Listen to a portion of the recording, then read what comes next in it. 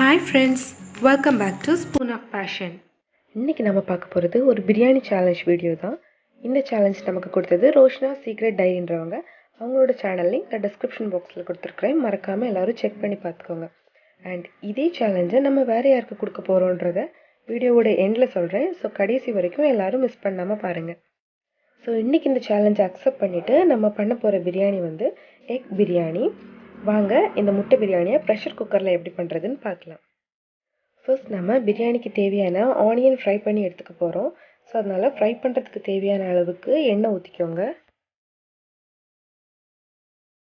எண்ணெய் சூடானதும் ஒரு ஃபுல் ஆனியனை நல்லா தின்னாக ஸ்லைஸ் பண்ணி ஆட் பண்ணிக்கோங்க. ஆட் பண்ண இந்த ஆனியன்ஸ்லாம் நல்லா கோல்டன் ப்ரௌன் ஆகிற வரைக்கும் ஃப்ரை பண்ணி எடுத்துக்கலாம்.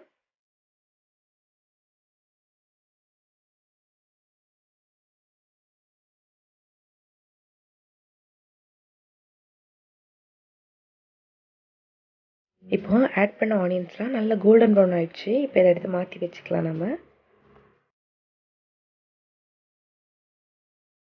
இப்போது ஆனியன் ஃப்ரை பண்ண இதே ஆயிலில் நம்ம எக்கும் ஃப்ரை பண்ணி எடுத்துக்க போகிறோம். ஃபஸ்ட்டு நான் இதுக்காக ஒரு 5 முட்டை பாயில் பண்ணி வச்சுருந்தேன். இந்த பாயில் பண்ண எக்கை வந்து நல்லா கீறி விட்டுக்கலாம். அப்போ தான் மசாலா எல்லாம் உள்ளால் நல்லா பிடிக்கும். இப்போது ஃப்ரை பண்ணுறதுக்கு தேவையான மசாலா ஆட் பண்ணிக்கலாம். மஞ்சள் தூள் ஒரு 1/4 டீஸ்பூன், மிளகாய் தூள் ஒரு 1 டீஸ்பூன் ஆட் பண்ணிக்கோங்க. கூட கொஞ்சமாக உப்பும் ஆட் பண்ணிக்கோங்க. நான் 1/4 டீஸ்பூன் உப்பு ஆட் பண்ணியிருக்கிறேன். இந்த மசாலா நல்லா பச்சை வாசனை போகிற வரைக்கும் வறுத்து எடுத்துக்கலாம்.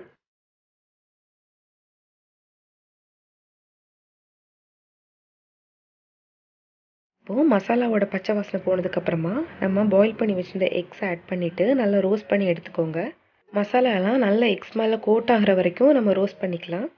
அண்ட் நம்ம ஆனியன் ஃப்ரை பண்ண ஸ்டார்ட் பண்ணதுலேருந்து கடைசியாக இந்த எக்கை ரோஸ்ட் பண்ணி எடுக்கிற வரைக்கும் ஃபுல்லாகவே தீயை வந்து சிம்மில் போட்டே குக் பண்ணிக்கோங்க. இப்போது எக்ஸ் நல்லா ரோஸ்ட் ஆகிடுச்சு. இதை எடுத்து மாற்றி வச்சுட்டு இப்போ நம்ம பிரியாணிக்கு தேவையான மசாலா ரெடி பண்ணிக்கலாம். அதுக்கு ஒரு பவுலில் ஒரு 1/2 கப் அளவு தயிர் எடுத்துக்கோங்க. தயிர் வந்துட்டு நல்லா கெட்டி தயிராக இருக்கணும்.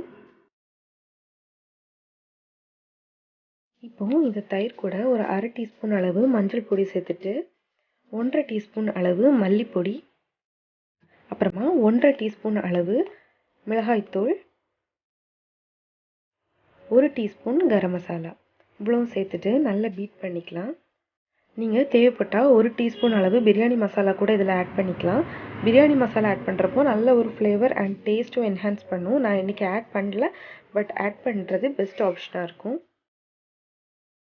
இந்த மாதிரி தயிரோட மசாலா எல்லாம் நல்லா ஒன்றா கலக்கிற மாதிரி பிளெண்ட் பண்ணி எடுத்து வச்சுக்கோங்க. நம்ம பிரியாணி பண்ண ஸ்டார்ட் பண்ணலாம். ஃபர்ஸ்ட்டு ஒரு குக்கரில் 2 டேபிள் ஸ்பூன் அளவு நெய், அதோட ஒரு 2 டேபிள் ஸ்பூன் அளவு தேங்காய் எண்ணெய் ரெண்டுமா சேர்த்து சூடாக்கிக்கலாம்.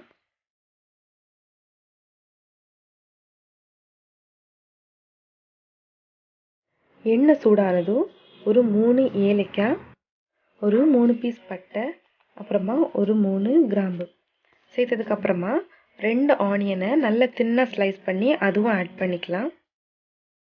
இப்போ நம்ம ஆட் பண்ண ஆனியன்ஸ் நல்லா டிரான்ஸ்பரண்ட் ஆகிற வரைக்கும் வதக்கி விட்டுக்கலாம்.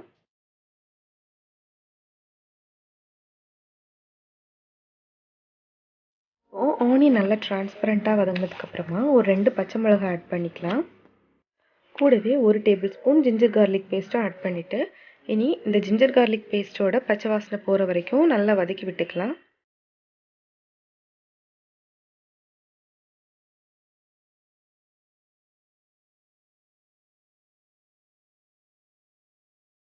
பச்சை வாசனை போனதுக்கப்புறமா ஒரு தக்காளியை நல்லா பொடி பொடியாக நறுக்கி அதுவும் ஆட் பண்ணிக்கலாம். இனி இந்த தக்காளி நல்லா குழையிற வரைக்கும் வதக்கி விட்டுக்கோங்க. பார்த்திங்கன்னா தக்காளி நல்லா குழஞ்சிடுச்சு. இனி இப்போது நம்ம ரெடி பண்ணி வச்சுருந்த மசாலாவை அதில் ஆட் பண்ணிக்கலாம்.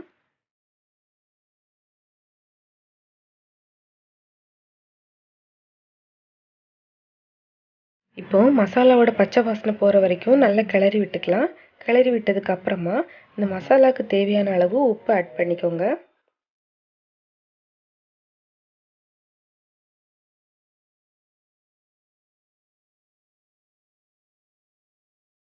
ஃபைனலாக கொஞ்சம் புதினாவும் மல்லி இலையும் சேர்த்து சாப் பண்ணி ஆட் பண்ணிக்கோங்க. ஆட் பண்ணதுக்கப்புறமா நல்லா கிளறி விட்டுட்டு இந்த மசாலாவை கொஞ்சமாக கொதிக்க விட்டுக்கலாம்.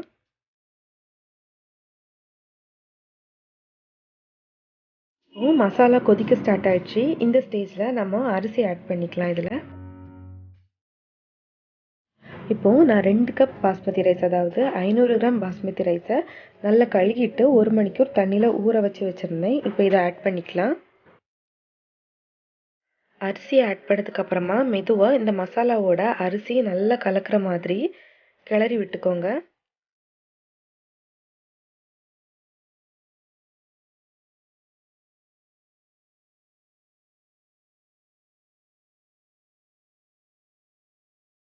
இப்போது மசாலாவோட அரிசி நல்லா கோட் ஆயிடுச்சு. இப்போ நம்ம தண்ணி ஆட் பண்ணிக்கலாம். 1 கப் அரிசிக்கு 1.25 கப் தண்ணி அப்படின்னு நான் மொத்தமாக 3.5 கப் அளவு தண்ணி ஆட் பண்ணியிருக்கிறேன்.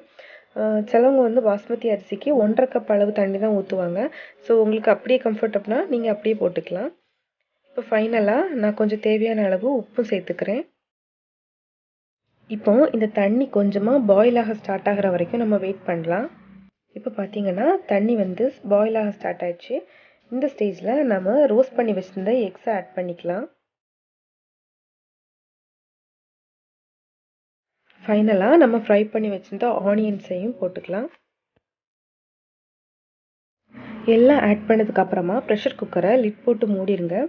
மூடிட்டு இதோட ப்ரெஷர் வெளியே வர்ற வரைக்கும் வெயிட் பண்ணிவிட்டு இது மாதிரி ப்ரெஷர் வெளியே வந்ததுக்கப்புறமா விசில் போட்டுக்கலாம்.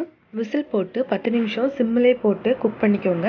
10 நிமிஷம் கழிஞ்சதுக்கு அப்புறமா உடனே இதை திறக்க வேண்டாம். ப்ரெஷர் தானாக இறங்கினதுக்கு அப்புறமா குக்கரை நம்ம ஓப்பன் பண்ணிக்கலாம். இப்போது நான் ப்ரெஷர் ரிலீஸ் ஆனதுக்கு அப்புறமா குக்கரை ஓப்பன் பண்ணுறேன்.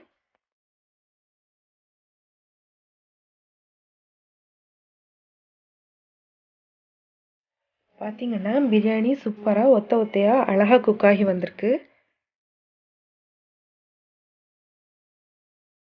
ஸோ இப்போது நம்மளோட சூப்பர் அண்ட் டேஸ்டியான எக் பிரியாணி ரெடி ஆயிடுச்சு. இனி இதை நம்ம அப்படியே சர்வ் பண்ண வேண்டியது தான்.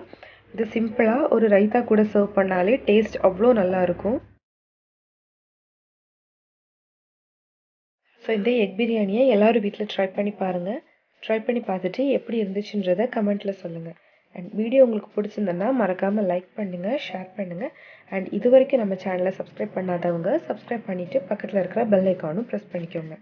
ஸோ இன்றைக்கி ரோஷ்னா சீக்ரெட் டைரி நமக்கு கொடுத்த சேலஞ்சை நம்ம கம்ப்ளீட் பண்ணியாச்சு. அண்ட் இந்த சேலஞ்சை நான் யாருக்கு பாஸ் பண்ணுறேன்னா Shabnam's food lab and knows kitchen, இவங்க 2 பேருக்கு தான் நம்ம பாஸ் பண்ணுறோம். ஸோ 2 பேரோட சேனல் லிங்க்கும் நான் டிஸ்கிரிப்ஷன் பாக்ஸில் கொடுத்துருக்குறேன். மறக்காமல் செக் பண்ணி பார்த்துக்கோங்க. அண்ட் இவ்வளோ நேரம் வீடியோ பார்த்த எல்லாருக்கும் தேங்க்ஸ். அஸ்ஸலாமு அலைக்கும்.